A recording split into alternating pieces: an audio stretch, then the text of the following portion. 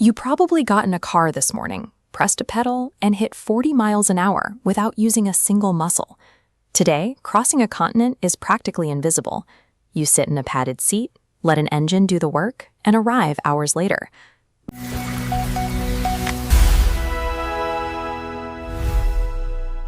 But if you took that exact same trip 100,000 years ago, it would have cost you days of walking barefoot. For most of our history, 4 miles an hour was the absolute speed limit, and every trip meant risking everything. Despite those brutal constraints, around 70,000 years ago, small groups of humans started walking out of Africa. They pushed into the Middle East, across Asia, and eventually down through the Americas, a 15,000-mile expansion into territory no human had ever seen. They weren't wandering randomly. When we find tools like this obsidian arrowhead hundreds of miles from the nearest volcanic source, it proves people were covering massive distances on purpose to trade and connect with other groups.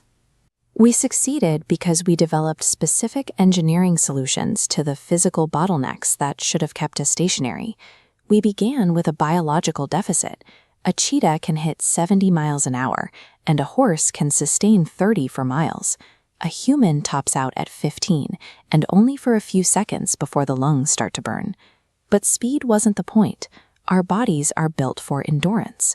The arches in your feet act as springs, and your Achilles tendon stores and releases energy, so your muscles don't have to carry the full load of every step. We also have about 2 million sweat glands.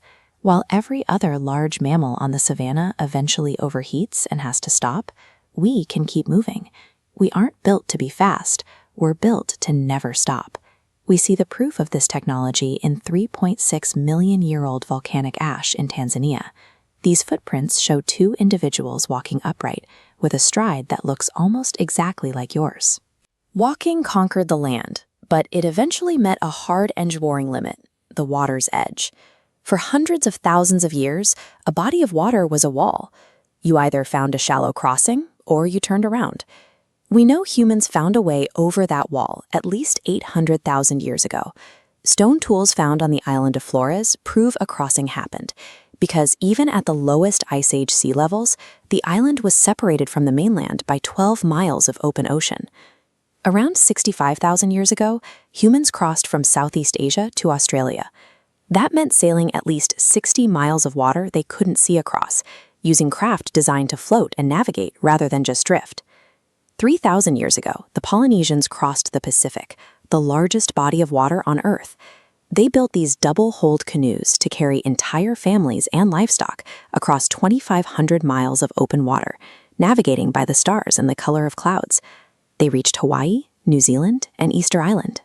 These statues stand as evidence of the immense distances early maritime technology could overcome.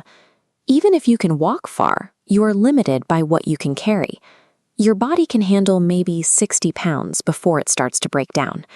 For most of history, the limit on transportation wasn't just distance, it was weight.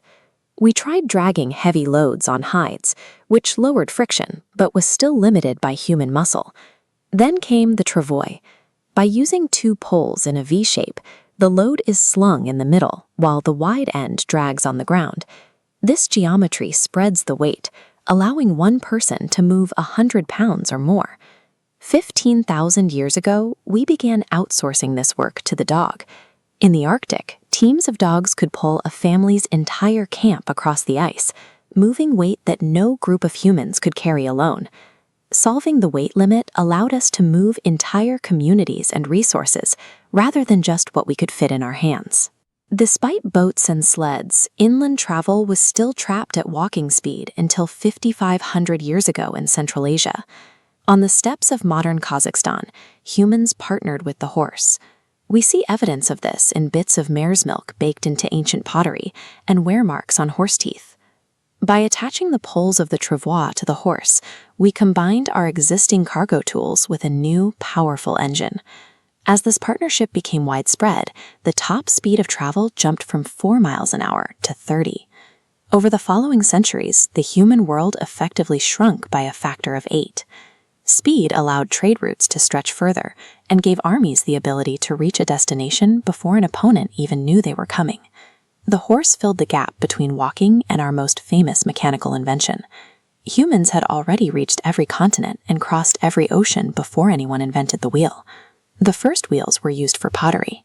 Turning those discs on their side for transportation was a surprisingly late innovation. Early wooden wheels were heavy and easily stuck in the mud.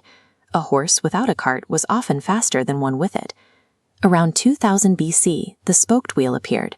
Lighter and stronger, it allowed for speed and cargo capacity together. These animal skeletons found alongside the wheels show the integration of biological and mechanical power, creating the chariot, our first high-speed cargo vehicle.